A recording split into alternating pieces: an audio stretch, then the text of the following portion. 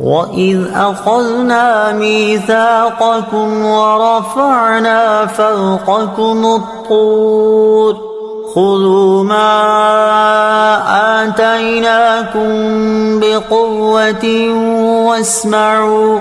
قالوا سمعنا وعصينا وأشربوا في قلوبهم العجل بكفرهم قل بئس ما يأمركم به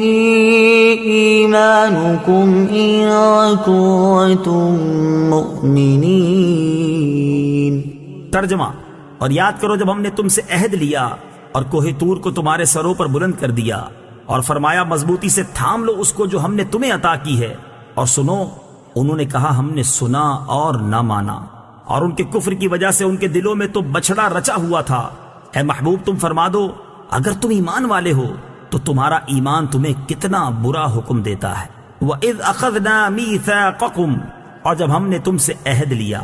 تفسیر صراط الجنان میں ہے، یعنی اے یہودیوں وہ وقت یاد کرو جب اللہ تعالیٰ نے بنی اسرائیل سے تورات پر عمل کرنے کا عہد لیا، لیکن انہوں نے حسب عادت نافرمانی کی تو اللہ تعالیٰ نے ان پر کوہ طور کو ہوا میں بلند کر دیا اور ان سے فرمایا کہ چلو اب مضبوطی سے اس تورات کو تھام لو جو ہم نے تمہیں عطا کی ہے اور ہمارے احکام دھیان سے سنو۔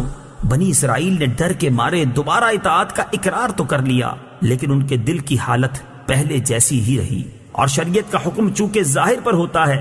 دل پر نہیں، اس لیے بنی اسرائیل کے زبانی اقرار کرنے پر ان سے کوہ طور کو ہٹا لیا گیا، اگرچہ ان کے دل میں وہی انکار تھا، اور در حقیقت ان کے کفر کی وجہ سے ان کے دلوں میں تو بچھڑے کی محبت گھسی ہوئی تھی۔ اے حبیب علیہ الصلوۃ والسلام، آپ ان سے فرمائیں کہ اے یہودیوں تم اپنے اسلاف کی اس حرکت کو جانتے ہو، لیکن تم نہ اس سے نفرت کا اظہار کرتے ہو اور نہ ہی اس سے اپنی براءت ظاہر کرتے ہو، تو خود بتاؤ کہ کیا تورات پر ایمان لانے کے یہ تقاضے ہیں؟ اگر اس کے یہی تقاضے ہیں تو تمہارا ایمان تمہیں کتنا برا حکم دیتا ہے۔